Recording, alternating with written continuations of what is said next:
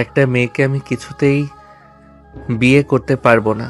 তুমি কি ভেবেছো আমার মা বাবাকে হাত করে আমাকে বিয়ে করতে পারবে? That's not possible. আমি তোমার মতো মেয়েদের সহ্য করতে পারি না, সেখানে সারা জীবন একসঙ্গে কোনোভাবেই কাটাতে পারবো না। পাত্রের এমন কথা শুনে সোহার কিছুটা হলেও অপমান বোধ হলো। তবে সোহা শত চেষ্টা করেও বুঝতে পারল না তোমার মতো একটা মেয়েকে শান এই কথাটা কেন বলেছে। সোহার মনে প্রশ্নের দানা বইতে থাকে। সময় নষ্ট না করে সোহা ভ্রু কুঁচকে বলে ওঠে, আমার মতো মেয়ে মানে কি বোঝাতে চাইছেন আপনি? আমি কি এমন করেছি যে আপনি আমাকে সহ্যই করতে পারেন না? আর আমি আপনার বাবা মাকে হাত করতে যাব কেন? আরে কি সব বলছেন আপনি? সোহার কথা শুনে শান তাচ্ছিল্যের হাসি দিয়ে বলে, ও, কি করেছো, কেন করেছো সেটাও এখন বুঝতে পারছো না? আমার সামনে একদম নাটক করবে না। কি ভেবেছো এসব নাটক করবে আর আমি তোমাকে আবার সাধু ভেবে বিয়েতে রাজি হয়ে যাব? সেটা কখনোই হচ্ছে না। তুমি এক্ষুনি বিয়েটা ভেঙে দেবে। তোমার মতো খারাপ একটা মেয়ের সাথে আমি কিছুতেই থাকতে পারবো না। শানের কথায় সোহা অসহায়ভাবে বলে, সবকিছু বুঝতে পারছি না। আর আপনি যদি বিয়ে না করতে চান তাহলে নিজেই গিয়ে বলে দিন। আমাকে কেন না করতে বলছেন বিয়ে ভাঙতে? আর সবাই বিয়ের কত প্ল্যান করছে, এখন আমরা না কি করে করতে পারি? শান 2 পা এগিয়ে এসে সোহার বাহু চেপে ধরে দাঁতে দাঁত চেপে বলে, আমি কারোর কাছে জবাবদিহি করতে বাধ্য নই। আমি কিচ্ছু জানি না। তোমাকে যেইটুকু বলা হয়েছে ততটুকুই করো। এর চেয়ে বেশি বা কম কিছুই করার কথা মাথায়ও আনবে না। তাড়াতাড়ি নিচে এসে সবাইকে বলবে তুমি আমাকে বিয়ে করতে চাও না। সোহার আগে ফুসফুসতে মাথা নেড়ে হ্যাঁ বলে। শান কিছুক্ষণ দাঁড়িয়ে থেকে চলে গেল সোহার রুম থেকে। সোহা শানের যাওয়ার দিকে তাকিয়ে রেগে বিড়বিড় করে বলে, এবার আমি কি করি সেটা আপনি দেখবেন। আমাকে শুধু শুধু অপমান করে আমাকে এবার বিয়ে ভেঙে দিতে বলছেন? আমি খারাপ মেয়ে? যত খারাপই হই না কেন, এবার তো আমি নিজে আপনাকে বিয়ে করেই ছাড়বো। আজকে সোহাকে পাত্রপক্ষ দেখতে এসেছে। পাত্রপক্ষ বললে কিছুটা ভুল হবে, কারণ সোহার বড় বোন সিমির সাথে শানের মেজ ভাই সামিরের বিয়ে হয়েছে প্রায় 7 মাস আগে। অ্যারেঞ্জ ম্যারেজ হলেও সোহার বাবা ইমতিয়াজ রহমান আর শানের বাবা মুশফিক চৌধুরী আগে থেকেই ব্যবসায়িকভাবে একে অপরের সাথে একটু একটু পরিচিত ছিল। সিমির বিয়ের সময় সোহাকে দেখে শানের মা বাবা সোহাকে শানের জন্য পছন্দ করেছিল। তাই সোহার কলেজের লাস্ট ইয়ারের এক্সাম শেষ হতেই সোহাকে বাড়ির বউ করার প্রস্তাব নিয়ে চলে এসেছে। যদিও সেটা শানের মা বাবা ছাড়া বাকি সবার অজানা ছিল। আজকে আসার পরই সব জানতে পারল, তাই কথা বলার জন্য দুজনকে উপরে পাঠিয়েছিল। সোহা ধূপধাপ পায়ে সিঁড়িতে এসে দাঁড়ালো। সবাই বিয়ে নিয়ে কথা বলছে। বিয়েটা নিয়ে সবাই খুশি রয়েছে, শুধুমাত্র শানই গম্ভীর চেহারায় বসে আছে। সোহা নিজের রাগী ভাবটা নিজের মধ্যেই লুকিয়ে রাখার চেষ্টা করল। চুপচাপ চেহারা নিয়ে সবার সামনে দাঁড়ালো। সোহাকে দেখেই সবার দৃষ্টি সোহার দিকে পড়ল। সোহা মাথা নিচু করে দাঁড়িয়ে আছে। পাশে আধাত দূরের সোফায় শান তার মায়ের পাশে বসে আছে। সোহার এমন ভাবভঙ্গি দেখে সবাই চুপ করে গেল। শানের মা শাহানাজ বেগম উঠে আসলো। সোহার কাছে এসে জিজ্ঞেসু গলায় বলে, কি হয়েছে সোহা? তোমার কেমন লাগছে কেন? সব ঠিক আছে তো? শানও কিছু বলল না। তোমরা কি বিয়েতে রাজি না? শান অপেক্ষা করে আছে সোহা কখন বিয়ে না করার কথা বলবে। সোহা শানকে অবাক করে দিয়ে লজ্জা মাখা স্বরে বলে, না আন্টি, শান বিয়ে আর কি বলবে, শুধু বলেছে আপনারা বড়রা যা বলবেন তিনি তাতেই রাজি। আমারও কোনো সমস্যা নেই। সবার মুখে হাসি ফোটে আর শান অবাক হয়ে তাকিয়ে থাকে সোহার দিকে। সোহার দুষ্টুমি সম্পর্কে শান বেশি একটা পরিচিত নয়, তবে সোহার এই ধরিবাজ চালাকি দেখে শান সোহার দিকে আগুনের ফুলকির মতো ফুলতে থাকে। শানের মা গিয়ে সবার সাথে কুশল বিনিময় করতে থাকে। সবার আড়ালে সোহা শানের দিকে তাকিয়ে ঠোঁট বাঁকিয়ে হাসল। আর শান এমনভাবে তাকালো যেন মনে হলো সোহাকে একা পেলে আগুনে পুরোয় ছাড়খাড় করে দেবে। শানের মা এগিয়ে এসে শানের মুখের সামনে মিষ্টি ধরতেই শান মুখে মিথ্যা হাসি ফুটিয়ে মিষ্টি মুখে তুলে নিল। শান মিষ্টি খাওয়ার পর যেন তার রাগ আরও বেড়ে গেল। সে মনে মনে ভাবতে লাগলো, এই মেয়ে সাহস কি করে পেল তার মুখের উপর এমন মিথ্যে বলতে? সবার সামনে তাকে এমন অপ্রস্তুত করার শাস্তি সোহাকে পেতেই হবে। সোহা বুঝতে পারল শানের রাগ কতটা বেড়েছে। তবে এই রাগে তার কোনো দুঃখ হচ্ছে না, বরং এক অদ্ভুত জেদ আর বিজয়ের হাসি তার মুখে ফুটে উঠতে চাইছিল। সে জোর করে নিজের হাসি চেপে রেখে মাথা নিচু করে রইল। শানের মা শানকে নিয়ে গর্ব করে সকলের কাছে সোহাকে তার ছেলের সাথে মানিয়ে চলতে বলল। শান তার মায়ের কথার কোনো প্রতিবাদ করল না, শুধু একটা শীতল হাসি দিল। শান খুব ভালো ছেলে, একটু গম্ভীর ঠিক, তবে মন খুব নরম। তুমি একটু মানিয়ে নিও মা, আমাদের শান সোহা জুটিটা খুব সুন্দর হবে। শান যেন এবার অসহ্য হয়ে উঠল। মায়ের অতি প্রশংসা তার কাছে এখন বিদ্রূপ মনে হচ্ছে। মা, আমার একটা জরুরি কাজ আছে, আমি এখন যাই। ও বাবা, এত তাড়াতাড়ি? ঠিক আছে, যাও। শান এক প্রকার ছুটে ঘর থেকে বেরিয়ে গেল। যাওয়ার সময় সে একবারও সোহার দিকে তাকালো না। সোহা মনে মনে ভাবল, পালাচ্ছেন কেন? খেলার তো সবে শুরু হলো। এরপর শাহনাজ বেগম দিয়ে বলে, আন্টি, আমাকে এখন কি করতে হবে? তোমার আর কি, এখন তুমি বিশ্রাম করো। তোমার বিয়ে ঠিক হয়ে গেছে, এটা সবচেয়ে বড় কাজ। আমরা সবাই মিলে বিয়ের তারিখ ঠিক করে তোমাকে জানিয়ে দেব। সোহা মাথা নেড়ে হাসি মুখে নিজের ঘরে চলে গেল। ঘরে ঢুকে সে দরজা বন্ধ করে দিল। তার মনের মধ্যে এক অস্থিরতা কাজ করতে লাগল। শানের ব্যবহার তার কাছে এখনও রহস্যময়। সে কেন তাকে খারাপ মেয়ে বলল? সে কি এমন করেছে যে শান তাকে সহ্য করতে পারে না? এই প্রশ্নগুলো সোহার মাথায় ঘুরপাক খেতে লাগল। সে শানের উপর প্রতিশোধ নিতে চায়, তবে তার আগে সেই রহস্যের সমাধান করতে হবে। এই শানকে তো আমি সহজে ছাড়ছি না। বিয়েটা তো হচ্ছেই, আর বিয়ের পর বুঝবে কে কার সাথে পাঙ্গা নিয়েছে। কিছুক্ষণ পর সোহার ফোন বেজে উঠল। ওপাশ থেকে তার বান্ধবী প্রিয়া কল করেছে। কি রে সোহা, সব ফাইনাল? শান ভাইয়ের সাথে তোর বিয়েটা পাকাপাকি হলো? হ্যাঁ রে, ফাইনাল। Wow, congratulation. আমি জানতাম এমন কিছুই হবে। ভাইয়া কেমন দেখতে? তোর পছন্দ তো হয়েছে? দেখতে ভালোই, পছন্দ না হলে কিছু করার নেই। পছন্দ না হওয়ার কিছু নেই, কিন্তু আমার সাথে এর চেয়ে খারাপ ব্যবহার কেউ করেনি। কি বলছিস? কি হয়েছে আবার? দীর্ঘশ্বাস ফেলে, তোকে পরে সব বলবো, আগে বলতো শান বেআই কি কারোর সাথে প্রেম করতো? মানে সিরিয়াস কোনো সম্পর্ক? না রে, যদ্দূর জানি শান ভাইয়া ভীষণ স্ট্রেট ফরওয়ার্ড। এসব প্রেম টেম তিনি পছন্দ করেন না। তবে কেন এমন বললেন? কে বললো সেটাই তো জানতে চাই। সোহা ফোন রেখে দিল। তার মনের মধ্যে এখন একটাই চিন্তা, শান তাকে খারাপ মেয়ে বলার আসল কারণ কি? প্রতিশোধের নেশা থাকলেও এই না জানা কথাটা তাকে শান্তি দিচ্ছিল না। সে সিদ্ধান্ত নিল শান বাড়ি থেকে চলে গেলেও তার রুমে একবার উকি দিতে হবে। সে সাবধানে ঘর থেকে বেরিয়ে করিডোর দিয়ে শানের ঘরের দিকে এগিয়ে গেল। দরজা সামান্য খোলা ছিল। সোহা সন্তর্পণে দরজার ফাঁক দিয়ে ভেতরের দৃশ্য দেখার চেষ্টা করল। শান তার ঘরে একা বসে আছে। সে তার ল্যাপটপে কিছু একটা দেখছে, কিন্তু সোহার চোখে পড়ল তার হাতে ধরা একটি পুরনো ছবির ফ্রেম। শান ফ্রেমটির দিকে তাকিয়ে গভীরভাবে কিছু ভাবছে। তার মুখে সেই অহংকারে ভাব নেই, বরং এক গভীর বিষণ্ণতা। সোহা সাহস করে দরজায় মৃদু টোকা দিল, কর্কশ স্বরে। কে? আসতে বারণ করেছি না? ভেতরে ঢোকার ভান করে। বেআই, আমি একটু আপনার মায়ের জন্য একটা জরুরি কথা বলতে এসেছিলাম। সোহা দ্রুত ঘরে প্রবেশ করল এবং দরজায় দাঁড়িয়ে গেল, যাতে শান সহজে তাকে বের করে দিতে না পারে। শান দ্রুত ছবির ফ্রেমটি টেবিলের ড্রয়ারে ঢুকিয়ে দিল, তবে সোহার তীক্ষ্ণ দৃষ্টি এড়াল না সেই দ্রুততা। বিরক্ত হয়ে, মাকে বলার মতো এমন কি জরুরি কথা থাকতে পারে যা তুমি নিজে এসে বলতে পারছো না? যাও, এখন আমি ব্যস্ত। একটু এগিয়ে গিয়ে, আসলে বিষয়টা এমন, আন্টি জানতে চাইলেন যে বিয়ের পর আমাদের দুজনের থাকা খাওয়ার ব্যবস্থা কি হবে। আপনি তো বললেন বাড়ি ভাঙতে, তাই ভাবলাম। উঠে দাঁড়িয়ে, আমি যা বলেছি তাতেই থাকবে। তোমার এসব কাজের প্রয়োজন নেই। তুমি তোমার রুমে যাও, আমি নিজেই সব সামলে নেব। শান এবার সরাসরি সোহার চোখে চোখ রাখল। তার চোখে রাগ, ঘৃণা এবং কিছু একটা লুকোনোর চেষ্টা স্পষ্ট। সোহা এবার তার আসল চাল চালল। সে নিজেকে অসহায় সাজিয়ে চোখে জল আনার ভান করল। আপনি কেন এমন করছেন বেআই? আমি কি সত্যিই আপনার কাছে এতটাই খারাপ? আমি আপনার বাবা মার সামনে মিথ্যা বলতে বাধ্য হয়েছিলাম কারণ আপনি আমাকে ভয় দেখিয়েছেন। আমি বুঝতে পারছি না আমার কোন কথায় আপনার এত রাগ। শান সোহার এই হঠাৎ দুর্বলতা দেখে কিছুটা হলেও অপ্রস্তুত হয়ে গেল। সে তো ভেবেছিল সোহা তার সাথে লড়বে, কিন্তু এই কান্নাকাটির ভান তার পরিকল্পনা নষ্ট করে দিচ্ছে। কিছুটা নরম হয়ে, কিন্তু দৃঢ়তা বজায় রেখে, নাটক বন্ধ করো সোহা।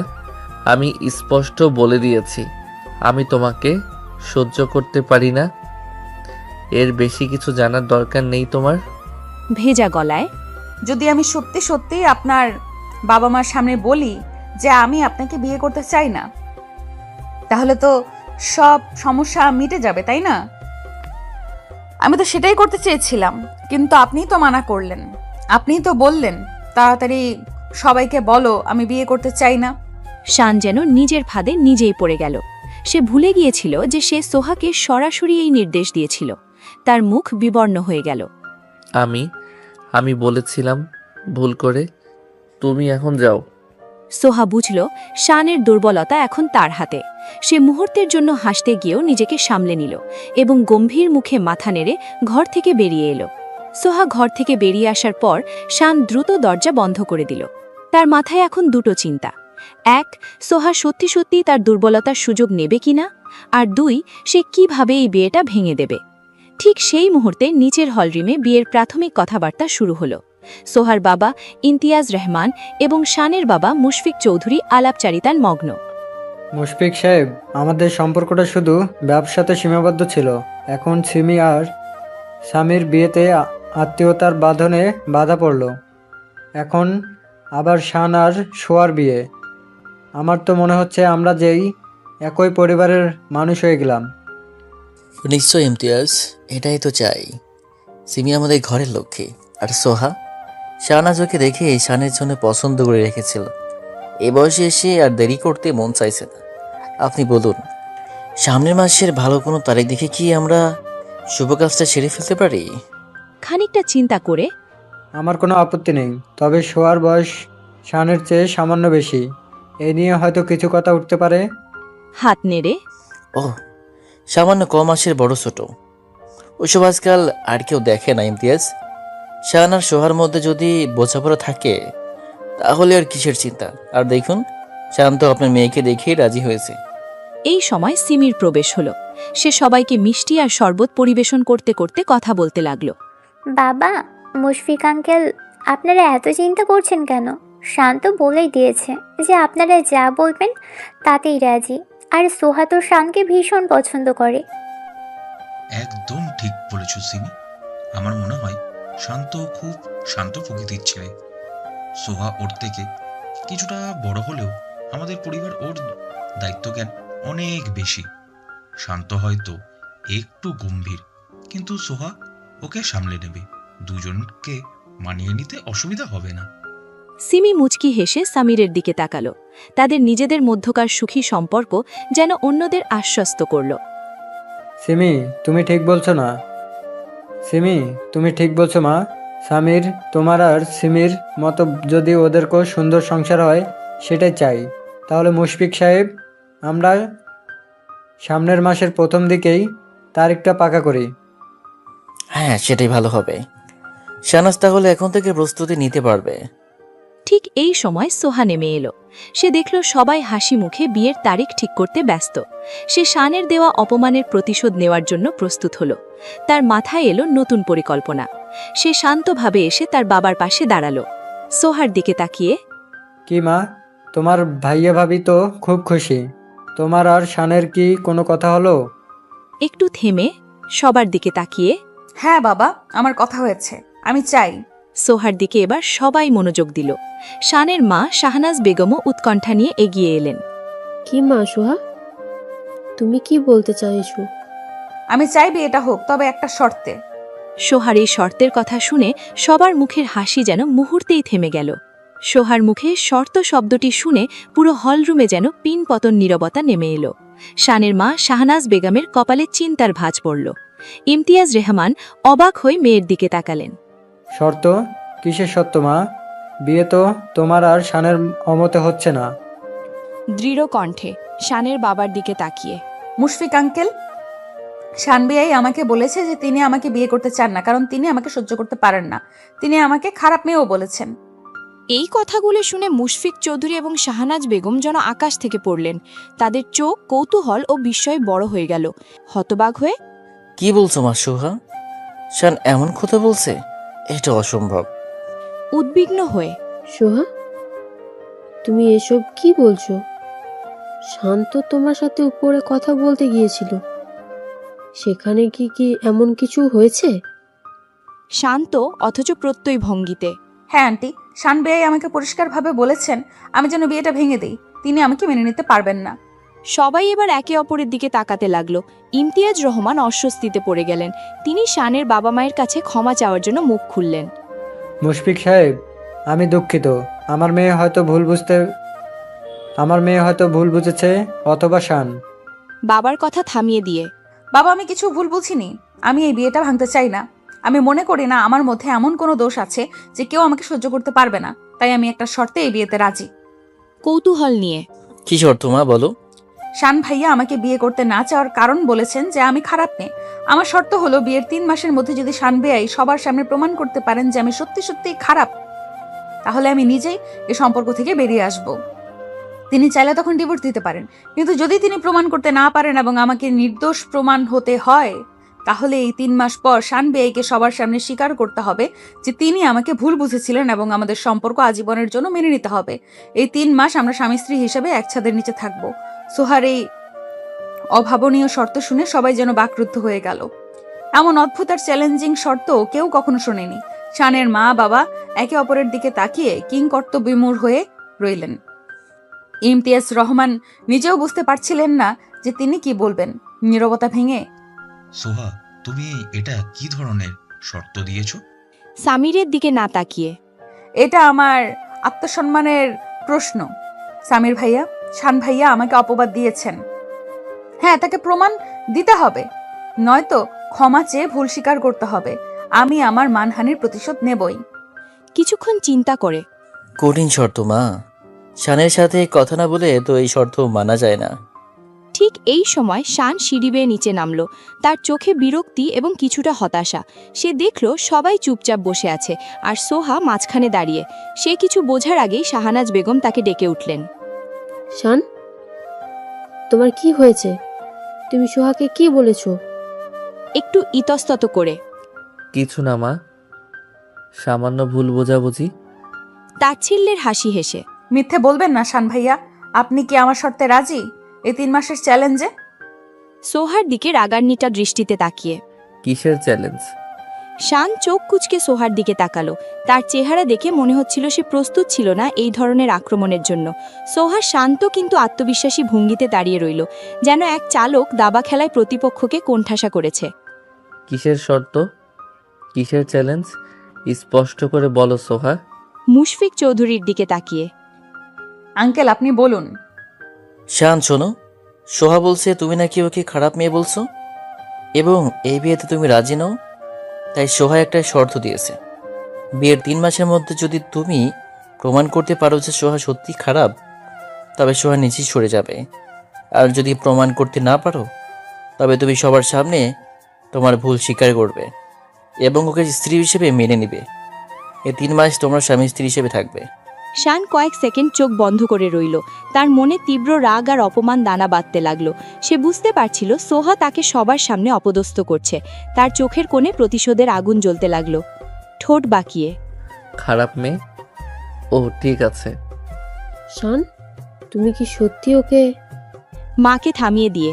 মা, আমি জানি আমি কি বলেছি আর কেন বলেছি, সেটাও আমি জানি। শানের কথায় শাহানাজ বেগম পিছিয়ে গেলেন। তিনি আর কোনো কথা বললেন না।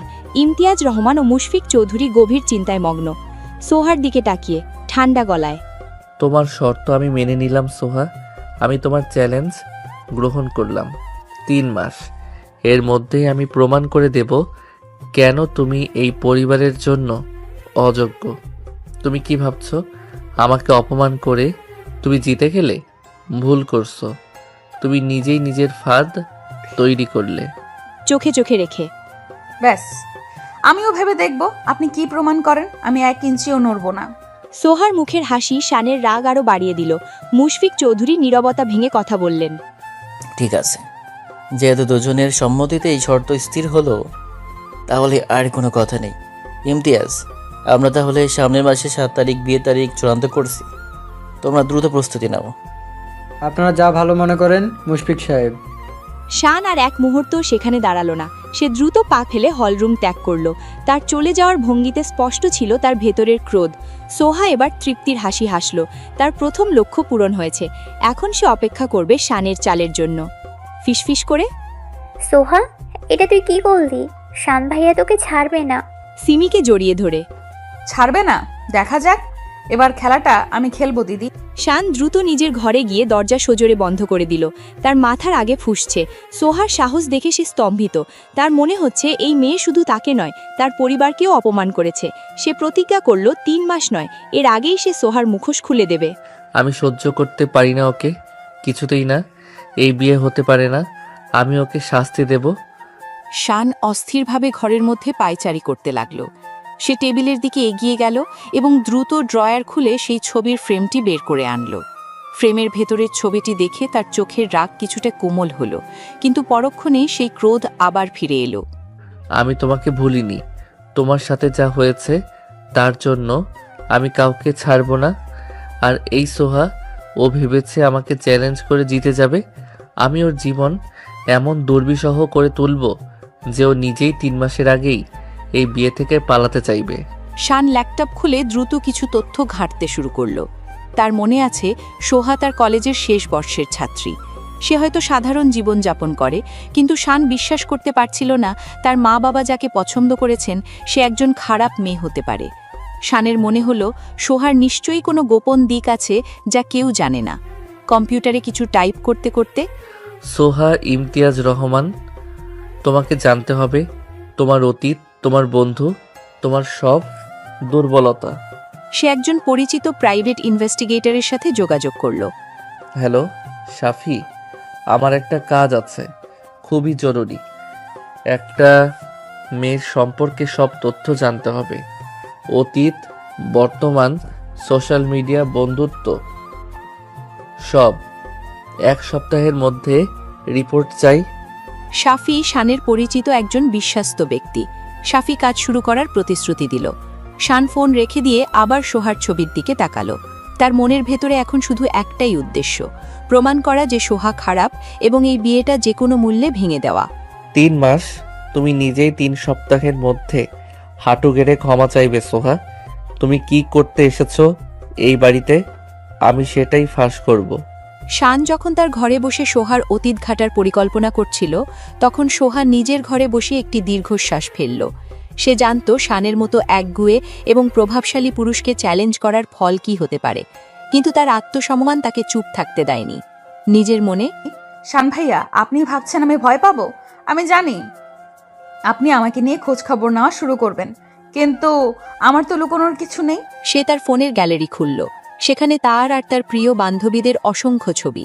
সে খুব স্বাভাবিকভাবেই সামাজিক যোগাযোগ মাধ্যমে সক্রিয় ছিল, কিন্তু তার ব্যক্তিগত জীবন ছিল খুবই পরিচ্ছন্ন। তবুও শানের রাগ আর সন্দেহের কারণ কি সেটাই তাকে ভাবাচ্ছিল। খারাপ মেয়ে, আমার মতো মেয়ে, কথাটা তিনি কিভাবে বলেছেন? এর পেছনে নিশ্চয়ই কোনো গভীর কারণ আছে। সে তার বোন সিমির ঘরে গেল।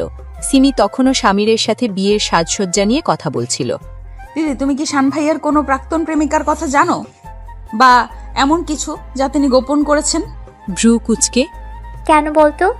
শান ভাইয়া তো এসবের ধারে কাছেও যায় না। স্বামীরও কোনোদিনও কিছু বলেনি। শুনেছি তিনি নাকি ভীষণ রাশভারী, পড়াশোনার ব্যবসা নিয়েই থাকেন। চিন্তিত মুখে, সোহা, আমি শানের বড় ভাই হলেও ওর ব্যক্তিগত জীবনে আমি খুব বেশি নাক গলাই না। তবে এইটুকু জানি, ওর জীবনে একটা বড় ধাক্কা লেগেছিল। সেই ঘটনার পর থেকেই সে আরো বেশি গম্ভীর আর রুগ্ন হয়ে গেছে। উৎসাহী হয়ে, কি ধাক্কা ভাইয়া? সেটা অনেক আগের কথা। আমি নিশ্চিত নই যে শান নিজে বললে তোমার জানা উচিত। তবে সেই ঘটনায় হয়তো ওর মনে একটা বিশ্বাস জন্মেছে যে মেয়েরা। স্বামীর কথা শেষ করতে পারলেন না। তিনি ইতস্তত করতে লাগলেন দৃঢ়তার সাথে, মেয়েরা কি ভাইয়া, বলুন, এটাই জানতে হবে আমাকে। মেয়েরা নাকি বিশ্বাসঘাতকতা হতে পারে। সোহার বুক কেঁপে উঠল। তার মনে পড়ল শানের বলা কথাগুলো। তোমার মতো একটা মেয়েকে। তার মানে শান ভাইয়া কোনো মেয়ের দ্বারা প্রতারিত হয়েছিলেন? হয়তো এই বিষয়ে ওর সাথে কথা বলার খুব কঠিন। তবে তুমি যখন চ্যালেঞ্জ নিয়ে ফেলেছো তখন সাবধানে থেকো। শান সহজে হার মানার পাত্র না। সোহা বুঝতে পারল শানের রাগ তার ব্যক্তিগত নয়, বরং তার অতীত অভিজ্ঞতার প্রতিফলন। কিন্তু সেও হার মানবে না। সে শপথ করল সে শুধু নিজেকে নির্দোষ প্রমাণ করবে না, শানের ভুল ধারণাকেও ভেঙে দেবে। সিমিকে জড়িয়ে ধরে, চিন্তা করো না দিদি, আমি জানি কি করতে হবে। আমি আমার মতো করে প্রস্তুতি নিচ্ছি। সোহা তার রুমে ফিরে এলো। তার ল্যাপটপে সে শান চৌধুরীর বিজনেস প্রোফাইল খুঁজতে শুরু করলো। যদি শান তার জীবনের দুর্বলতা খুঁজতে পারে, তবে সোহাও তার মনের দুর্বলতা খুঁজবে। প্রতিশোধের পাশাপাশি এখন তার উদ্দেশ্য আরও গভীর। সে চায় শান যেন তার অতীতের ভূত থেকে বেরিয়ে আসতে পারে। দেখতে দেখতে বিয়ের তারিখ ঘনিয়ে এলো। 7 দিন পর বিয়ে। এর মাঝে শান তার নিজস্ব উপায়ে সোহার সম্পর্কে যত তথ্য সম্ভব জোগাড় করেছে। তবে অবাক হওয়ার বিষয়, সোহার জীবনে বড় কোনো খুঁত সে খুঁজে পায়নি। সোহা একজন ভালো ছাত্রী, সমাজে তার সম্মান রয়েছে এবং তার বন্ধুরা সবাই তাকে ভালোবাসে। শান কেবল একটি জিনিসই পেয়েছে যা তার সন্দেহকে আরও উস্কে দিল: সোহার বাবার আর্থিক অবস্থা। বিয়ের মাত্র 3 দিন আগে উভয় পরিবারের মধ্যে আইবুড়ো ভাত বা প্রাক বিবাহের ভোজের আয়োজন করা হলো। এটি ছিল তাদের পারিবারিক ঐতিহ্য। দুই পরিবারের সবাই মিলে আনন্দ করার কথা, কিন্তু শান আর সোহার মধ্যে চাপা উত্তেজনা বিরাজ করছিল। মুশফিক সাহেব, আপনাদের এই আয়োজন দেখে মন ভরে গেল। সোয়া যেন আপনাদের ঘরে গিয়ে সুখে থাকে, এটাই আমার একমাত্র প্রার্থনা। ইমতিয়াজ, আপনি নিশ্চিত থাকুন, আমাদের পরিবারের ছোট বৌমা হিসেবে সে খুব ভালো থাকবে। শান একপাশে গম্ভীর মুখে দাঁড়িয়েছিল, হাতে ছিল পানীয়ের গ্লাস। সোহা তার দিকে তাকিয়ে একটি দীর্ঘশ্বাস ফেলল। সে বুঝতে পারল শানের চোখে এখনও সন্দেহের কালো মেঘ। সোহাকে দেখে, এই তো আমার লক্ষ্মী বৌমা। শান, তুমি এখানে একা দাঁড়িয়ে আছো কেন? যাও সোহার সাথে কথা বলো। এখন থেকে তোমাদের একসাথে থাকতে হবে। নিজেদের মধ্যে বোঝাপড়া তৈরি করো। শান বাধ্য হয়ে গ্লাসটি নামিয়ে সোহার দিকে এগিয়ে গেল। সোহা শান্তভাবে তার অপেক্ষা করছিল, ঠান্ডা ও মেপে মেপে। তোমার বাবা বেশ চিন্তিত মনে হচ্ছে। তুমি কি তোমার উদ্দেশ্য সিদ্ধির জন্য এমন কোনো কাজ করছো যা তার সম্মানের হানি করতে পারে? তাচ্ছিল্যের হাসি হেসে, আমার উদ্দেশ্য সিদ্ধি? আমার উদ্দেশ্য তো আপনার সেই ভুল ধারণা ভাঙা, যা আপনি কিছু অতীত অভিজ্ঞতার উপর ভিত্তি করে আমার উপর চাপিয়ে দিয়েছেন। আপনি আপনার বাবার ব্যবসার অংশীদার হওয়ার জন্য আমাকে সন্দেহ করছেন। আমার বাবা কি আপনার বাবার মতো বড়লোক নন, তাই? আমি টাকার কথা বলছি না, আমি বলছি তোমার চতুরতার কথা। আমি জানি তুমি কিছু লুকাচ্ছ, আর সেটা আমি বের করবই। তোমার অতীত যত পরিষ্কারই হোক না কেন। দুপা এগিয়ে এসে, আর যদি আমি প্রমাণ করি যে আমার অতীত পরিষ্কার আর আমি কিছুই লুকোচ্ছি না, তখন আপনি কি করবেন শান বেয়াই? আপনি আমার সেই শর্ত ভুলে যাননি নিশ্চয়ই? শানের মুখ শক্ত হয়ে গেল। এই চ্যালেঞ্জ তাকে ভেতরে ভেতরে আরও বেশি জেদি করে তুলছিল। আমি কিছু ভুলি না সোহা, আর মনে রেখো তোমার বয়সের সামান্য পার্থক্যটা হয়তো আমার প্রমাণ করার হাতিয়ার হতে পারে। তুমি আমাকে বিয়ে করে কি পেতে চাইছো, আমি সেটা দেখতে চাই। চোখে দৃঢ়তা এনে, বয়সের পার্থক্য দিয়ে চরিত্র বিচার হয় না শান ভাইয়া। আর আমি কি চাই সেটা আপনি 3 মাসের মধ্যেই জানতে পারবেন। তবে এইটুকু বলি, আমি আপনার মতো কাউকে পাওয়ার জন্য কোনো ছলনার আশ্রয় নেইনি। তাদের এই চাপা উত্তেজনাপূর্ণ কথা কাটাকাটি কেউ শুনতে পাচ্ছিল না। সিমি দূর থেকে তাদের দেখছিল আর মনে মনে ভাবছিল, এই দুজনের মধ্যে কি সত্যি বোঝাপড়া সম্ভব? সামিরের কাছে এসে, স্বামীর, দেখছো ওরা এখনো ঝগড়া করছে। সিমিকে আশ্বস্ত করে, চিন্তা করো না সিমি, শান যখন চ্যালেঞ্জটা মেনে নিয়েছে তখন কিছু একটা ঘটবেই। হয়তো এই চ্যালেঞ্জটাই ওদের দুজনকে কাছাকাছি আনবে। সোহা শানকে আর কথা বলার সুযোগ না দিয়ে একটি মিষ্টি হাসি দিয়ে দ্রুত সেখান থেকে চলে গেল। শান দাঁড়িয়ে রইল, তার চোখে জ্বলে উঠল প্রতিশোধের তীব্র আগুন। অবশেষে এলো সেই শুভ দিন। মুশফিক চৌধুরীর বিলাসবহুল বাড়িতে শান আর সোহার বিয়ের উৎসব। শান গম্ভীর মুখে শেরওয়ানি পরে বসে আছে। তার চোখে নেই কোনো আনন্দের ঝলক, শুধু এক কঠিন প্রতিজ্ঞা। অন্যদিকে লাল বেনারসি আর সোনার গয়নায় সোহাকে দেখাচ্ছে অপরূপা, কিন্তু তার চোখ দুটি ছিল শান্ত, যেন সে জানে সামনের পথটা কত বন্ধুর হতে চলেছে। ধর্মীয় রীতিনীতি মেনে তাদের বিয়ে সম্পন্ন হলো। দুই পরিবারের মুখে হাসি, কিন্তু শান আর সোহার মধ্যেকার শীতল দূরত্ব কেউ এড়িয়ে যেতে পারছিল না। সবাই বুঝতে পারছিল এটা কেবল একটি বিয়ের বন্ধন নয়, বরং একটি শর্তের চুক্তি। রাত গভীর হল। সোহা নতুন বউ সেজে শানের ঘরে অপেক্ষা করছে। ঘরে প্রবেশ করল শান। দরজা বন্ধ করে সে সোজা হেঁটে গেল ঘরের আরেক পাশে রাখা সোফার দিকে। সে একবারও সোহার দিকে তাকালো না। কর্কশ স্বরে, তুমি নিশ্চয়ই আশা করছো না যে আমি তোমার পাশে গিয়ে বসবো? শান্তভাবে বিছানা থেকে উঠে দাঁড়ালো। আমি আপনার কাছ থেকে কিছুই আশা করছি না শান বেয়াই। আমি কেবল আমার শর্ত পালন করতে এসেছি। আপনি মনে রাখবেন, এই 3 মাস আমরা একই ছাদের নিচে থাকবো স্বামী স্ত্রী হিসেবে। কিন্তু আপনি ভুলে যাবেন না, আপনি আমাকে চ্যালেঞ্জ করছেন। আপনি এই ঘরে যা করবেন আমি তার পাল্টা জবাব দেব। তাচ্ছিল্যের হাসি দিয়ে, খুব সাহস! তুমি ভুলে যাচ্ছ তুমি এখন আমার ঘরে আমার স্ত্রী। আমি চাইলে এখনই তোমার শর্ত ভেঙে দিতে পারি, কিন্তু আমি তা করব না। আমি তোমাকে এমন সুযোগ দেব না। দৃঢ়তার সাথে, আপনার ইচ্ছা, আপনি বরং আপনার ঘুমের ব্যবস্থা করুন, আমি সোফায় শুতে পারি। বিরক্ত হয়ে, না, তুমি এই বিছানায় থাকবে আর আমি সোফায় থাকব। তুমি আমার শোবার ঘরে এসে আমাকেই সোফায় পাঠাবে? এতটাও ক্ষমতা আমি তোমাকে দেইনি। শান দ্রুত তার বিছানার চাদর সরিয়ে ফেলল। তুমি বিছানার একপাশে থাকবে। খবরদার আমার দিকে আসার চেষ্টা করবে না। ভুলে যেও না, আমরা কেবল একটা চুক্তিতে আছি, এর বেশি কিছু নয়। ঘুরে দাঁড়িয়ে, আপনি নিশ্চিত থাকুন যে আপনাকে সহ্যই করতে পারে না তার কাছে যাওয়ার ভুল আমি করব না। আপনি বরং আপনার চোখ খোলা রাখুন। আপনার চ্যালেঞ্জের সময় শুরু হয়ে গেছে। শুভরাত্রি। শান কোনো উত্তর দিল না। সে সোফায় গিয়ে শুয়ে পড়ল। তার চোখ বন্ধ হলেও ঘুম ছিল তার থেকে অনেক দূরে। সোহা চুপচাপ বিছানার এক পাশে শুয়ে পড়ল। দুজনের মধ্যেকার নীরবতা যেন এক তীব্র যুদ্ধক্ষেত্রের সৃষ্টি করল। পরের দিন সকালে শাহনাজ বেগম সোহার ঘরে এলেন। তিনি দেখলেন সোহা বিছানায় শান্তভাবে শুয়ে আছে, আর শান সোফায় ঘুমাচ্ছে। তার মুখ উদ্বেগ আর বিস্ময়ে ভরে উঠল। ধীরে ধীরে, শান, তুমি সোফায় কেন? ধরফর করে উঠে, ওহ মা, কিছু না, আমার রাতে ঠিক ঘুম হচ্ছিল না, তাই। শান দ্রুত কথা শেষ করে ঘর থেকে বেরিয়ে গেল। সোহা শান্ত মুখে হাসল। শান হয়তো ভেবেছিল এইভাবেই সে সোহাকে ভয় দেখাবে, কিন্তু সোহা প্রস্তুত ছিল। সোহার হাত ধরে, মা, তোমাদের মধ্যে সব ঠিক আছে তো? শানটা বড্ড জেদি, তুমি একটু মানিয়ে নিও। আন্টি, আমি সব সামলে নেব, আপনি চিন্তা করবেন না। আর এটা তো সবে শুরু। শান যখন সোফায় গিয়ে শুয়ে পড়ল, সোহা তখন বিছানায় শুয়েও তার চোখ বন্ধ করল না। তার মনের মধ্যে চলছিল এক অন্যরকম পরিকল্পনা। সে জানত শান তাকে মানসিক চাপ দিয়ে দ্রুত ভেঙে ফেলতে চাইবে, কিন্তু সোহা তার থেকে বয়সে বড়, আর সেই বয়সের অভিজ্ঞতা কাজে লাগাতে সে দ্বিধা করল না।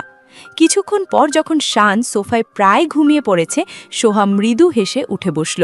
সে আলো জ্বালিয়ে তার সুটকেস থেকে একটি বই বের করল। বইটি ছিল একটি বিখ্যাত অর্থনৈতিক ম্যাগাজিনের সাম্প্রতিক সংস্করণ। শান্ত কিন্তু স্পষ্ট স্বরে, শান ভাইয়া, আপনি কি সত্যি ঘুমিয়ে পড়লেন? শান চোখ না খুলেই বিরক্তির সঙ্গে উত্তর দিল, ঘুম জড়ানো কণ্ঠে। কি চাই তোমার? আমি তো ভাবছিলাম যেহেতু আমাদের বিয়েটা একটা চুক্তিতে হয়েছে, তাই আমরা কিছু পেশাগত আলোচনা করতে পারি। আপনার কি মনে আছে আপনার বাবা বলেছিলেন যে আপনার একটা নতুন প্রজেক্টের জন্য আপনি ফান্ডিং খুঁজছেন? শান সঙ্গে সঙ্গে চোখ খুলে উঠে বসল। এই মেয়ে এমন বাসর রাতে পারিবারিক ব্যবসার আলোচনা করছে, এটা তার কল্পনার বাইরে ছিল। তুমি এসব কি বলছো? এখন রাত 2টো। আমি তো কলেজ শেষ করেছি মাত্র, আর আপনি তো সফল একজন ব্যবসায়ী। আপনার কাছে সময় মানেই টাকা, তাই ভাবলাম সময়ের সদ্ব্যবহার করি। আপনি এই ম্যাগাজিনটা দেখুন, এখানে আপনার প্রজেক্টের মতো একটি নতুন ধারার উপর বিশদ আলোচনা করা হয়েছে। সোহা বইটি ছুঁড়ে দিল শানের দিকে। শান অবাক চোখে বইটি ধরল। তুমি আমাকে এই মুহূর্তে ব্যবসার টিপস দিচ্ছ? ঠোঁটে হাসি এনে, কেন নয়? ভুলে যাবেন না, আমি আপনার থেকে সামান্য হলেও বড়। আমার অভিজ্ঞতা আপনার তারুণ্যের সাথে যুক্ত হলে হয়তো আপনার ব্যবসা আরও দ্রুত সফল হতে পারে। একজন ভালো স্ত্রীর দায়িত্ব শুধু ঘর সামলানো নয়, স্বামীর কাজে সাহায্য করাও। এই 3 মাস আমি দেখাবো আমি আপনার জন্য কতটা উপযুক্ত, আপনিও প্রমাণ করার সুযোগ পাবেন। শান এবার সত্যি অস্বস্তিতে পড়ল। তার রাগ যেন এখন শ্রদ্ধার এক মিশ্র অনুভূতিতে পরিণত হলো। এই মেয়ে তার প্রত্যাশার চেয়ে অনেক বেশি পরিণত। তোমার এসব সিনিয়রগিরি আমার কাছে চলবে না সোহা। আমি নিজে আমার প্রজেক্ট সামলাতে পারি। সে তো ভালো কথা, কিন্তু নতুন কিছু জানলে তো ক্ষতি নেই। আমি কাল সকালে আলোচনা করতে চাই। এখন আপনি ম্যাগাজিনটি পড়ুন। আর হ্যাঁ, সোফায় এভাবে শুয়ে থাকার চেয়ে বিছানায় এলে আপনি আরো ভালোভাবে মনোযোগ দিতে পারবেন। কিন্তু মনে রাখবেন, আপনি থাকবেন আপনার দিকে, আমি আমার দিকে। সোহা হাসি মুখে আবার চোখ বন্ধ করল। শান ম্যাগাজিনটি হাতে নিয়ে কিছুক্ষণ সোফার দিকে তাকিয়ে রইল। তার মাথা কাজ করা বন্ধ করে দিয়েছিল। রাগের পরিবর্তে তার মনে সৃষ্টি হচ্ছিল এক নতুন কৌতূহল। সে আর কিছু না বলে অনিচ্ছা সত্ত্বেও উঠে বিছানার অন্য পাশে শুয়ে পড়ল। তার হাতে তখনও সেই ম্যাগাজিন, নিচু স্বরে। অদ্ভুত মেয়ে। বাসর রাত কাটল কোনো শারীরিক নৈকট্য ছাড়াই, কিন্তু এক নীরব মানসিক দ্বন্দ্বে। শান বুঝতে পারছিল সোহা কেবল নিজেকে নির্দোষ প্রমাণ করতে আসেনি, সেই তাকে চ্যালেঞ্জ জানাতে এসেছে একজন সঙ্গী হিসেবে। পরের দিন সকালে শাহনাজ বেগম যখন সোহার ঘরে এসে শানকে সোফায় ঘুমাতে বেঁকে গেলেন, তার মনে সন্দেহ আরও ঘনীভূত হল। কিন্তু সোহা এমনভাবে নিজেকে সামলে নিল যে শানের মা আর কোনো প্রশ্ন করতে পারলেন না। শান দ্রুত ঘর থেকে বেরিয়ে গেল। তার মন ব্যবসায়িক ম্যাগাজিনের পাতা আর সোহার অদ্ভুত আচরণে ভারাক্রান্ত। সকালের নাস্তার টেবিলে পুরো পরিবার উপস্থিত। সিমি আর স্বামীর একে অপরের দিকে তাকিয়ে মৃদু হাসছিল। শাহনাজ বেগম সোহার দিকে বিশেষ নজর দিচ্ছিলেন। সোহামা, তোমার রাতে ঘুম ভালো হয়েছে তো? বাসর রাত বলে কথা। লজ্জা মেশানো হাসির ভান করে, যা শানকে আরও বিরক্ত করল। হ্যাঁ আন্টি, খুব ভালো। শান ভাইয়ার একটা জরুরি প্রজেক্ট নিয়ে একটু আলোচনা হচ্ছিল, তাই দেরি হয়ে গেল। শান ভাইয়া কাজের প্রতি এতই মনোযোগী যে রাতেও তার কাজ ছাড়া আর কিছুই ভালো লাগে না। সোহার এই কথায় শাহনাজ বেগম খুশি হলেন। শান তার দিকে তাকিয়ে ক্রোধে ফেটে পড়তে চাইছিল, কারণ সে জানত সোহা মিথ্যে বলছে, কিন্তু সবার সামনে সে কিছু বলতে পারল না। হাসি মুখে, বাহ, শুনে খুব ভালো লাগলো। সোহা, তুমিও এখন থেকে শানের কাজে সাহায্য করবে। শান, তুমি ভাগ্যবান। কঠিন মুখে, হ্যাঁ বাবা। সোহা এরপর অন্য একটি চালে নামল। সে শানের বাবার দিকে তাকালো। আঙ্কেল, আমি কাল রাতে একটা ম্যাগাজিনে দেখলাম আপনার সেই নতুন প্রজেক্টের অর্থায়ন নিয়ে কিছু ঝুঁকি থাকতে পারে। শান ভাইয়া তো এখন খুব ব্যস্ত, তাই আমি ভাবছিলাম যদি আমি সামান্য কিছু রিসার্চ করে আপনাকে সাহায্য করতে পারি। আমি তো এইমাত্র কলেজ শেষ করলাম। তুমি সব কি বলছো মা? তুমি তো এসবের মধ্যে না জড়ালেও পারতে। বিনয়ী স্বরে, না আঙ্কেল, আমার তো এখন পড়াশোনা শেষ। আমি আপনার পরিবারেরই সদস্য। তাছাড়া আমি তো শান ভাইয়ার থেকে সামান্য বড়। আমার মনে হয় দুজনের চিন্তা একসাথে হলে ভালো হবে। শান এবার আর স্থির থাকতে পারল না। তার মনে হচ্ছিল সোহা ইচ্ছাকৃতভাবে তার বড় হওয়ার বিষয়টি সকলের সামনে তুলে ধরে তাকে আরও ছোট করছে। একটু উঁচু গলায়, সোহা, তোমার এসব চিন্তার কোনো প্রয়োজন নেই। আমার কাজ আমি নিজেই সামলাতে পারি। শান্ত কিন্তু দৃঢ় চোখে শানের দিকে তাকিয়ে, আমি জানি শান ভাইয়া আপনি খুব দক্ষ, কিন্তু পরিবারের ভালো চাইলে সবাই মিলে কাজ করা উচিত, তাই না আন্টি? মুচকি হেসে, একদম ঠিক বলেছ মা। শান, তুমি কেন ওকে বারণ করছো? ওকে সুযোগ দাও। সহাস্যে, শান, মনে হচ্ছে আমাদের নতুন বড় বৌমা তোমার থেকে বেশি দায়িত্বশীল। ওর কথা শোনো। সবার সমর্থন পেয়ে শান আরও বেশি অপমানিত বোধ করল। সে বুঝতে পারল সোহা শুধু ঘরে নয়, গোটা পরিবারেই নিজের অবস্থান মজবুত করছে। বিরক্ত হয়ে, ঠিক আছে, তুমি যা ভালো বোঝো করো। নাস্তার শেষে সোহা তার বাবার সাথে একান্তে কথা বলার ভান করে ফোন বের করল। ফোনে মৃদু স্বরে, কিন্তু শান যেন শুনতে পায়। হ্যাঁ বাবা, আমি এখানকার সব কাগজপত্র দেখে নেব। শান ভাইয়ার প্রজেক্টটা ভালো, কিন্তু ফান্ডের ব্যাপারটা নিয়ে কিছু কথা আছে। চিন্তা করো না, তোমার মেয়ে কিন্তু তোমার মতোই বুদ্ধিমান। শান আড়াল থেকে সোহার এই কথা শুনে আরও নিশ্চিত হলো যে সোহা কোনো উদ্দেশ্য নিয়েই এই বাড়িতে এসেছে। তার সন্দেহের আগুনে যেন ঘি পড়ল। তুমি ভাবছো তোমার এই নাটক আমি বুঝছি না? তুমি কেবল আমার বাবার কাছে ভালো সেজে আমার প্রজেক্টের ভেতরের খবর নিতে চাইছো, কিন্তু আমি তোমাকে কোনো সুযোগ দেব না। সেদিন বিকেলে অফিস থেকে ফিরে শান ছিল গম্ভীর। সোহার পেশাদারি বুদ্ধিমত্তা তাকে বিস্মিত করলেও তার ভেতরের সন্দেহের মেঘ পুরোপুরি কাটেনি। সে মনে মনে ভাবছিল, এই মেয়ের প্রতিটি কাজই কি শুধুই কৌশল? অন্যদিকে সোহা অফিসে শানকে ঘায়েল করার পর বেশ ফুরফুরে মেজাজে ছিল। সে সিমিকে দেখল বারান্দায় ফোনে কথা বলতে। দিদি কি করছিস? ফোন রেখে।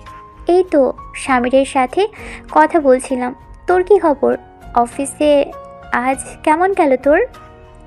একটু হেসে। ভালো।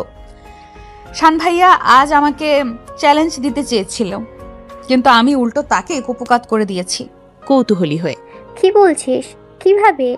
পুরো ঘটনা খুলে বলল। তারপর শান ভাইয়া একদম চুপ করে গেল। রাগলেও তার মুখে মুগ্ধতা দেখতে পাচ্ছিলাম। আমার তো মনে হচ্ছে এই চ্যালেঞ্জে তোদের দুজনের জন্য আশীর্বাদ হতে চলেছে। শান ভাইয়া চিরকালই জেদি, কিন্তু তুই তো দেখছি ওর থেকেও বেশি চালাক। তবে সোহা, তুই তো ওর থেকে বয়সও সামান্য বড়। তুই কেন ওকে সবসময় শান বিয়ায় বলিস? রহস্যময়ী হাসি হেসে। এইটাই তো আমার প্রথম চাল দিদি। আমি যতবার তাকে বেয়াই বলি, তাকে আর মনে করিয়ে দিই যে আমি তার থেকে বড়, ততবার তার পুরুষতান্ত্রিক অহংবোধে আঘাত লাগে। সে যেন মনে মনে আরো বেশি জেদি হয়ে ওঠে আর ভুল করে বসে। এটাই তার দুর্বলতা। আমি তো আর 10টা সাধারণ বধূর মতো তার সামনে নত হয়ে থাকবো না। মাথা নেড়ে। তুই সত্যিই অসাধারণ। আমি জানি না তোদের সম্পর্ক কোথায় গিয়ে দাঁড়াবে। এই সময় সামির সেখানে এলেন।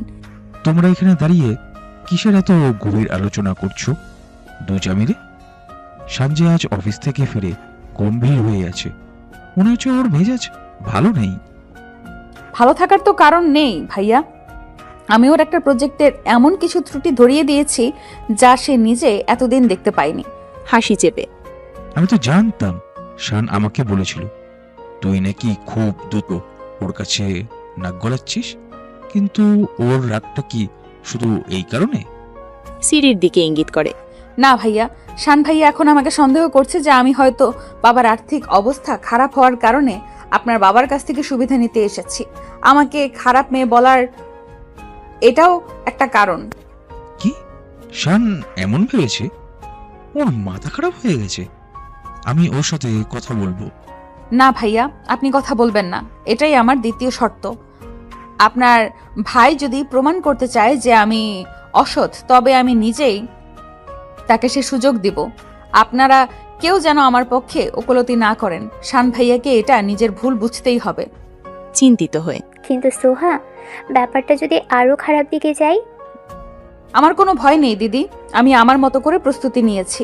আমি এই 3 মাস শুধু তার ভুল ভাঙবো না, আমি তাকে দেখাবো ভালোবাসার সম্মানের মানে কি। সোহার পিঠ চাপড়ে। বাহ, তোর সাহস আছে। মনে হচ্ছে এই 3 মাস আমাদের পরিবারে বেশ জমজমাট কিছু ঘটতে চলেছে। তবে মনে রাখিস, আমরা সবাই তোর পাশে আছি। শানের কোনো বাড়াবাড়ি আমি সহ্য করব না। ধন্যবাদ ভাইয়া, কিন্তু আমার উপর বিশ্বাস রাখুন, আমি আমার জেদে সফল হবই। রাতের খাবার শেষে সবাই যখন ড্রয়িং রুমে বসে গল্প করছিল, শান তখনও গম্ভীর মুখে ল্যাপটপ নিয়ে ঘাটাঘাটি করছিল। তার চোখে মুখে বিরক্তি স্পষ্ট। সোহা দেখল এটাই সুযোগ। শানকে আরেকটু উত্তক্ত করে তার মনোযোগ আকর্ষণ করা দরকার। মুশফিক চৌধুরীর দিকে তাকিয়ে। আঙ্কেল, শান বেয়াই মনে হচ্ছে এখনো প্রজেক্ট নিয়ে খুব চিন্তিত। আমার তো মনে হয় ওর মনোযোগটা একটু অন্যদিকে সরানো উচিত। কেন নয় মা? শান, তুমি সবসময় কাজ আর কাজ, একটু বিশ্রাম নাও। ল্যাপটপ থেকে চোখ না সরিয়ে। না বাবা, জরুরি কাজ আছে। শানকে অবাক করে দিয়ে দ্রুত শানের পাশে গিয়ে বসল। ও শান ভাইয়া, আপনি তো একটা জিনিস ভুলেই গেছেন। আজ তো আমাদের ফুলসজ্জার দ্বিতীয় দিন। আপনার তো আমাকে একটা উপহার দেওয়ার কথা ছিল। সোহার এই অপ্রত্যাশিত এবং সরাসরি কথায় সবাই চমকে উঠল। শানের মুখ রাগে লাল হয়ে গেল। সে ভাবতেও পারেনি সোহা সবার সামনে এত খোলামেলা কথা বলবে। দাঁতে দাঁত চেপে ফিসফিস করে। সোহা, তোমার কি মাথা খারাপ হয়েছে? তুমি এসব কি বলছো? মুখে কৃত্রিম সরলতা এনে। কেন ভাইয়া, আমি ভুল কিছু বলেছি? আপনার মনে নেই? আমার বান্ধবীরা তো বলেছে বিয়ের পর প্রথম উপহারটা খুব স্পেশাল হয়। হাসি মুখে। শান, সোহা যখন বলছে তখন তো একটা কিছু দিতেই হবে। নতুন বইয়ের আবদার তো ফেলতে নেই বাবা। অসহায় ভাবে। মা। হেসে ওঠে।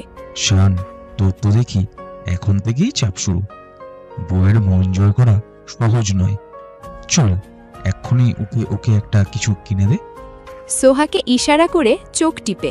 হ্যাঁ শান ভাইয়া, আর দেরি নয়। শান চারদিক থেকে কোণঠাসা হয়ে পড়ল। সে জানত সোহা তাকে ইচ্ছে করে অপমান করছে, কিন্তু সবার সামনে তার কিছুই বলার ছিল না। ল্যাপটপ বন্ধ করে কঠিন চোখে সোহার দিকে তাকিয়ে। ঠিক আছে, কি চাও তুমি? আমি তো এখন কিছু চাই না, আপনি বরং রাতে আমার জন্য একটা প্ল্যান করে রাখবেন, একটা সারপ্রাইজ। যেহেতু আপনি আমার থেকে ছোট, আমি আপনাকে একটা সুযোগ দিতে চাই বড়দের খুশি করার। সোহার এই বড় ছোটর খোঁচা শানের ধৈর্যের বাঁধ ভেঙে দিল। সে উঠে দাঁড়ালো। আমি আসছি। শান হনহন করে ঘর থেকে বেরিয়ে গেল। সবাই হাসতে লাগল। সোহা সবার দিকে তাকিয়ে এমনভাবে হাসল যেন শানের এই রাগ কেবল তাদের দুজনের খুনসুটি। সোহাকে আদর করে, খুব দুষ্টু হয়েছো তুমি। বিনয়ী হয়ে। কি আর করব বলুন আন্টি, শান ভাইয়া তো আমাকে একটুও সময় দেন না। রাত গভীর হল। শান তার ঘরে ফিরে এলো। তার হাতে ছিল না কোনো উপহার, বরং তার চোখ জ্বলছিল রাগে। সোহা, তুমি আর একটা ফালতু কথা বললে আমি ভুলে যাব যে তুমি আমার স্ত্রী। সবার সামনে তুমি আমাকে যেভাবে অপদস্থ করলে। বিছানায় আরাম করে বসে। আমি তো আপনাকে সুযোগ দিচ্ছিলাম শান ভাইয়া, আপনি তো নিজেই নিতে পারলেন না। আর উপহারের কথা, আপনি আমাকে যে উপহার দিতে চেয়েছেন তা কি আমার জানা নেই? কৌতূহলী হয়ে। মানে? আপনি আমার সম্পর্কে যত নেতিবাচক তথ্য সংগ্রহ করেছেন, সেটাই তো আমার জন্য আপনার তরফ থেকে বিশেষ উপহার। আপনি সেগুলোর উপর কাজ করতে পারেন। সোহা শানের দিকে একটি টিফিন বক্স এগিয়ে দিল। এটা নিন, আপনার পছন্দের পায়েস। আমি নিজের হাতে রান্না করেছি। আপনি যখন আমার সম্পর্কে খারাপ তথ্য খুঁজছেন, তখন আমি আপনার পছন্দের খাবার রান্না করে আপনার মন জয়ের চেষ্টা করছি। এটা আমার কৌশল। এখন খেয়ে বলুন আপনার খারাপ স্ত্রীর রান্না কেমন হলো। শান পায়েসের বাটি হাতে নিয়ে স্তব্ধ হয়ে গেল। সে দেখল সোহা শুধু বুদ্ধিমত্তা দিয়েই নয়, সাধারণ আবেগ দিয়েও তাকে ধীরে ধীরে ঘায়েল করছে। তার রাগ যেন ক্রমশ কমে আসছিল। শান আর সোহা যখন কক্সবাজারে সেই নির্জন রিসর্টে পৌঁছালো, তখন তাদের মেজাজ দুটো দুই মেরুতে। শান ছিল চরম বিরক্ত, কারণ তার কাজ ভেস্তে গেল এবং তাকে এমন একটি মেয়ের সাথে একা সময় কাটাতে হচ্ছে যাকে সে সহ্য করতে পারে না। অন্যদিকে সোহা ছিল উচ্ছ্বসিত, কারণ সে সুযোগ পেল তার চ্যালেঞ্জটিকে আরও মজাদার করে তোলার। রিসর্টের ঘরের ভেতরে ঢুকে শান সোজা ব্যালকনির দিকে গেল। সেখান থেকে সমুদ্রের বিশালতা দেখা যাচ্ছিল। সোহা নিধের ব্যাগ থেকে শানের জন্য একটি টি শার্ট বের করে এগিয়ে দিল। শান বেয়াই, আপনার পোশাক পরিবর্তন করুন। আপনি এখন সমুদ্রের কাছাকাছি এসেছেন, তাই আপনার এই গম্ভীর স্যুট আর শার্ট মানাচ্ছে না। তোমার এসব সিনিয়রগিরি আর অতিরিক্ত যত্ন আমার পছন্দ হচ্ছে না সোহা। আমি যা পড়েছি তাতেই আমার স্বচ্ছন্দ বোধ হয়। আর তুমি ভুলে যেও না, আমরা এখানে হানিমুনে আসিনি। দুষ্টু হাসি হেসে। আমি তো জানি বেয়াই, আমরা এখানে এসেছি আপনার খারাপ স্ত্রী প্রমাণ খুঁজতে। আর আমি তো আপনার থেকে সামান্য বড়, তাই আপনার যত্ন নেওয়া আমার দায়িত্ব। আপনি পোশাক না পাল্টালে আমি কিন্তু আপনার স্যুট ধরে টানাটানি করতে বাধ্য হব। তখন কিন্তু রিসর্টের লোকজন কি ভাববে? শান চোখ রাঙিয়ে সোহার দিকে তাকালো। তার রাগ হলো, কিন্তু সোহা যেভাবে তার বয়সের খোঁচা দিচ্ছে আর সবার সামনে অপস্থিত হওয়ার ভয় দেখাচ্ছে, তাতে সে আর কিছু বলতে পারল না। ঠিক আছে, নাটক বন্ধ করো। শান টি শার্টটা প্রায় কেড়ে নিয়ে ওয়াশরুমে চলে গেল। সোহা হাসতে হাসতে নিজের ব্যাগ গোছাতে লাগলো। তার হাতে ছিল দুটি আইসক্রিমের কোণ। শান যখন টি শার্ট পরে বের হলো, তখন সোহা তাকে একটি আইসক্রিম এগিয়ে দিল। এটা নিন, গরমের দিনে আপনার রাগ কমানোর ওষুধ। আপনি এত রেগে আছেন যে আপনার শরীর গরম হয়ে আছে। আইসক্রিমটা হাতে নিতে গিয়েও থেমে গেল। আমি তোমার দেওয়া কিছু খাবো না। আইসক্রিমটা তার হাতে প্রায় ঠেকিয়ে, খান তো ভাইয়া, আপনি তো জানেন এই গরমে আইসক্রিম না খেলে রাগ আরও বেড়ে যায়। আর আপনি রেগে গেলে তো আমাকেই সামলাতে হবে, যেহেতু আমি আপনার থেকে বড়। আপনার যত্ন তো আমাকেই নিতে হবে। শান আর নিজেকে সামলাতে পারল না। সে আইসক্রিমটা প্রায় ছিনিয়ে নিয়ে ব্যালকনিতে চলে গেল। সোহা হাসতে হাসতে তার পিছু পিছু গেল। আপনার কি সমুদ্রের ঢেউ ভালো লাগে, নাকি আপনার প্রজেক্টের ফিনান্সিয়াল গ্রাফ? আইসক্রিম খেতে খেতে, সমুদ্রের ঢেউ, কারণ এরা ধোঁকা দেয় না, এরা আসে আর চায়, মানুষের মতো নয়। শানের দিকে ঝুঁকে এসে, মানুষ ধোঁকা দেয় নাকি মানুষের প্রতি বিশ্বাস ভেঙে যায়? আপনি কি কোনো মানুষকে ভালোবাসতেন যে আপনাকে ধোঁকা দিয়েছে? শানের মুখ শক্ত হয়ে গেল। সে দ্রুত আইসক্রিম শেষ করে সোহার দিকে কঠোর দৃষ্টিতে তাকালো। আমার ব্যক্তিগত জীবনে তোমার নাক গলানোর কোনো প্রয়োজন নেই সোহা। তুমি তোমার চ্যালেঞ্জের দিকে মনোযোগ দাও। দুষ্টুমি বাড়িয়ে শানের টি শার্টের কলার ধরে টেনে কাছে আনে। আপনি আমার দিকেই মনোযোগ দিন শান বেয়াই। আপনার প্রমাণ সংগ্রহের সময় তো ফুরিয়ে যাচ্ছে। আর হ্যাঁ, আপনি এত রেগে থাকলে আপনার ত্বকের ক্ষতি হবে। আপনার বড় বউ হিসাবে এটা আমার কর্তব্য যে আপনার ত্বকের যত্ন নেওয়া। সোহা দ্রুত শানের কপালে আলতো করে একটি চুমু দিয়ে দিল। শান এক মুহূর্তে জমে গেল, তার চোখ বড় বড় হয়ে গেল। অবাক হয়ে সোহা, এটা কি হলো? চোখ মেরে, কেন? আপনার ত্বকের যত্ন নিলাম। আপনি আমার থেকে ছোট, তাই আমি তো আপনাকে আদর করতেই পারি। এতে আপনার চ্যালেঞ্জের কোনো ক্ষতি হবে না তো? শান হতভম্ব হয়ে গেল। এই অপ্রত্যাশিত দুষ্টুমি আর ভালোবাসা মেশানো আক্রমণ তাকে চরমভাবে অপ্রস্তুত করল। তার মনের ভেতরের জমাট বরফ যেন একটু একটু করে গলতে শুরু করল। তার মনে হলো এই মেয়েকে ঘৃণা করা যেন অসম্ভব। সোহা সেই অপ্রত্যাশিত চুম্বন শানের সারা শরীরে যেন বিদ্যুতের ঢেউ বইয়ে দিল। সে এক মুহূর্তের জন্য ভুলে গেল তাদের শর্ত, তার রাগ এবং তার পুরনো সব বেদনা। সে অনুভব করল সোহার স্পর্শে ছিল কোনো ছলনা নয়, বরং এক সহজ অধিকারবোধ। শান নিজেকে সামলে নিয়ে দ্রুত পিছিয়ে গেল, কণ্ঠস্বর কাঁপছে। তুমি এটা কি করলে? শান্তভাবে। কেন? আপনার খারাপ লাগলো নাকি আপনার হার্টবিট বেড়ে গেল? রাগে ফুঁসতে গিয়েও নিজেকে সামলে। তোমার সাহস হয় কিভাবে? তুমি ভুলে যাচ্ছ আমি তোমাকে পছন্দ করি না। দৃঢ়তার সাথে। আমি কিছু ভুলিনি শান বেয়াই, কিন্তু আমি এটাও ভুলিনি যে আমি আপনার স্ত্রী, আর আমার অধিকার আছে আমার স্বামীকে ভালোবাসার। আপনি আমাকে খারাপ মেয়ে প্রমাণ করতে পারেন, কিন্তু আমি প্রমাণ করব আমি আপনাকে কতটা ভালোবাসি। এই হানিমুনে আমি দেখাবো ভালোবাসা কতটা গভীর। শান আর কোনো কথা বলতে পারল না। সে সোজা ঘরের ভেতরে চলে গেল এবং নিজের চুলগুলো টেনে ধরল। তার মাথায় যেন সবকিছু এলোমেলো হয়ে গেল। এ কি হচ্ছে আমার সাথে? আমি কেন রেগে উঠতে পারছি না? কেন ওর স্পর্শে আমার ভেতরটা এমন তোলপাড় করছে? এই মেয়েটা ও কি সত্যি এমন, নাকি এটা ওর কোনো নতুন কৌশল? শান জানত সোহার এই ধরনের ছোট ছোট আঘাত তাকে মানসিকভাবে দুর্বল করছে। সে তার রাগ ধরে রাখতে পারছিল না, আবার সোহাকে কঠোরভাবে সরিয়েও দিতে পারছিল না, কারণ সোহা বারবার তার স্ত্রী হবার অধিকার আর বড় হবার দায়িত্বের কথা মনে করিয়ে দিচ্ছিল।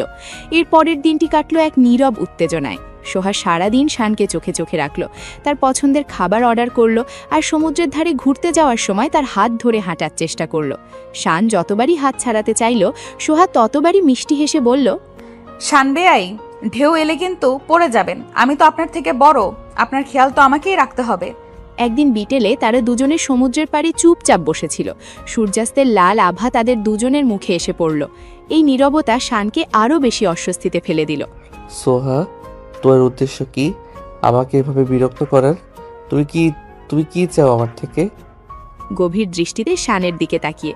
আমি তো আপনাকে আগেই বলেছি শান বেয়াই, আমি চাই আপনার ভুল ধারণা ভেঙে যাক। আপনি আমাকে খারাপ মনে করেন, কিন্তু আমি দেখতে চাই আপনার ভালোবাসার জায়গাটা এখনো খালি আছে কিনা। সোহা ধীরে ধীরে শানের হাত ধরল। এবার শান হাত সরালো না। তার মনে হলো এই স্পর্শটা সে এতক্ষণ ধরে চাইছিল। আপনি জানেন শান ভাইয়া, আমি আপনার চেয়ে বয়সে সামান্য বড়, তাই হয়তো আমার অনুভূতিগুলো একটু বেশি পরিণত। আমি আপনাকে সম্মান করি, আর আমি দেখতে পাচ্ছি আপনার জেদের আড়ালে একজন ভালো মানুষ লুকিয়ে আছে।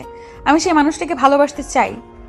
শানের সোহার এই অকপট স্বীকারোক্তি শুনে চমকে গেল। তার মনের সব প্রতিরোধ যেন মুহূর্তের মধ্যে ভেঙে গেল। তার চোখের সামনে ভেসে উঠল সেই পুরনো ছবি, সেই পুরনো আঘাত।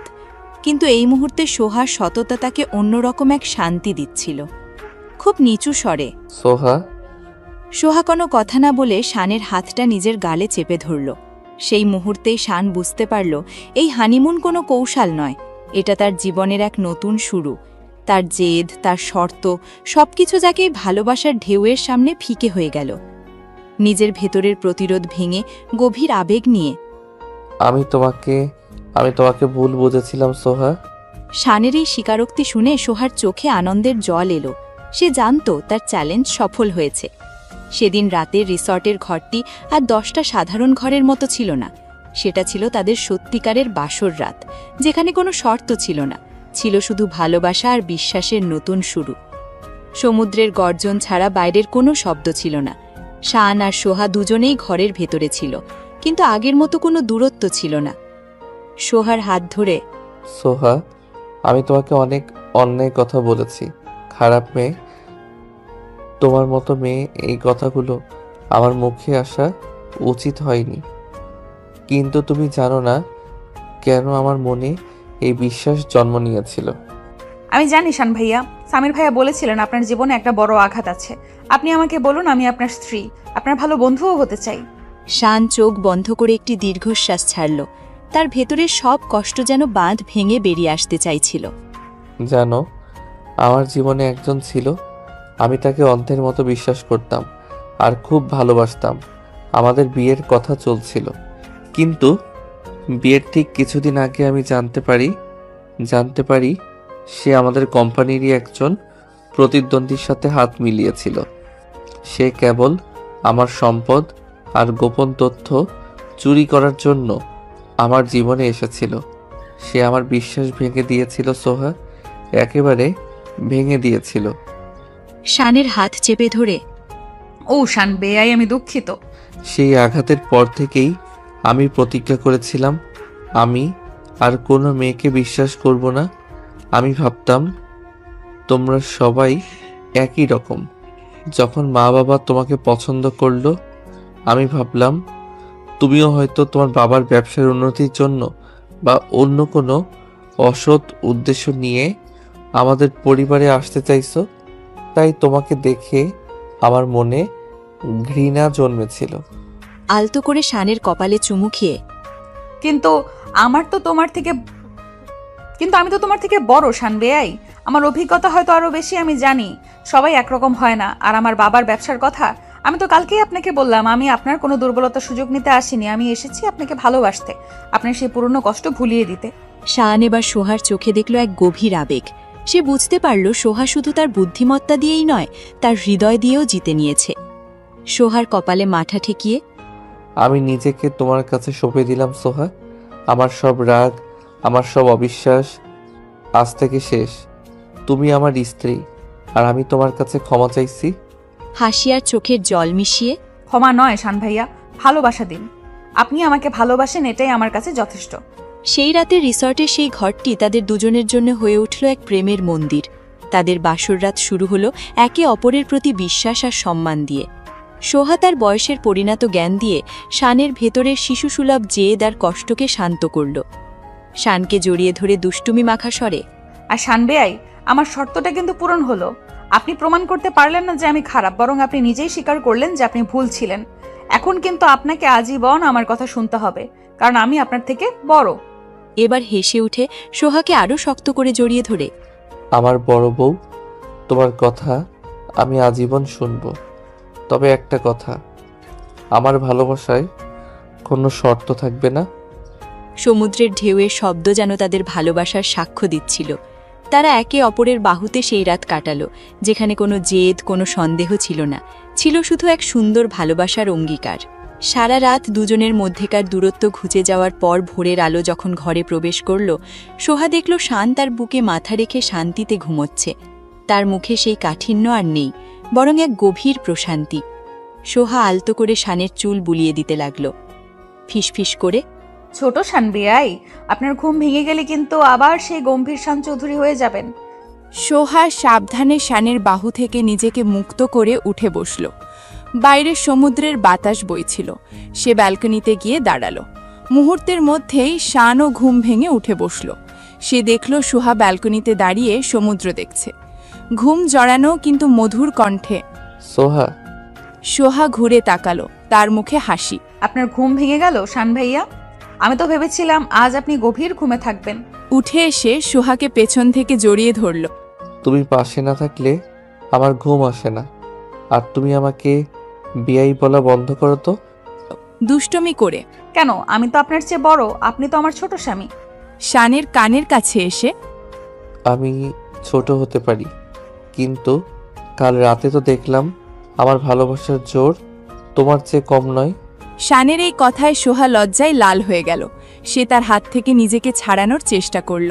ছি শান, আপনি কি বলছেন? এখন সকাল, কেউ যদি দেখে? আদর করে সোহার চুলে মুখ ঘষে, দেখুক, আমরা এখন স্বামী স্ত্রী, আর তুমি তো আমাকে চ্যালেঞ্জ করেছিলে আমি তোমাকে ভালোবাসতে পারি কিনা। এখন প্রমাণ তো দিতে হবে। সোহা শানের এই নতুন রূপ দেখে মুগ্ধ হচ্ছিল। তার জেদি আর গম্ভীর স্বামী এখন মিষ্টি দুষ্টুমি করছে। সে নিজেই শানকে সামলে নিল। ঠিক আছে, এখন এসব থাক, আমরা নিচে গিয়ে ব্রেকফাস্ট করি। আপনি হাত মুখ ধুয়ে আসুন, আমি রেডি হয়ে আসছি। কথা না শুনে সোহার মুখে গভীর চুমু এঁকে দিল। আগে এটা নাও, গুড মর্নিং কিস। সোহা যেন এবার সত্যি সত্যি হেরে গেল। তার হৃদয়ে আনন্দের ঢেউ উঠল। সে শানের সেই চুমুর প্রতিদান দিল। এরপর তারা দুজনে একসঙ্গে হাসি মুখে ব্রেকফাস্ট